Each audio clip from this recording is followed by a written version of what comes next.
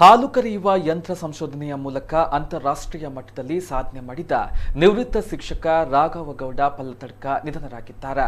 68 ವರ್ಷದವರು ನಿನ್ನೆ ತಡರಾತ್ರಿ 12:20ಕ್ಕೆ ಹೃದಯಾಘಾತದಿಂದ ಸ್ವಗೃಹದಲ್ಲಿ ನಿಧನರಾಗಿದ್ದಾರೆ. ಕ್ರಿಯಾಶೀಲರಾಗಿದ್ದ ರಾಘವಗೌಡರು ರಾತ್ರಿ ಊಟ ಮಾಡಿ ಮಲಗಿದ್ದು ಸ್ವಲ್ಪ ಹೊತ್ತಿನಲ್ಲೇ ಹೃದಯಾಘಾತದಿಂದ ನಿಧನ ಹೊಂದಿದ್ದಾರೆ ಎಂದು ಕುಟುಂಬದ ಮೂಲಗಳು ತಿಳಿಸಿವೆ.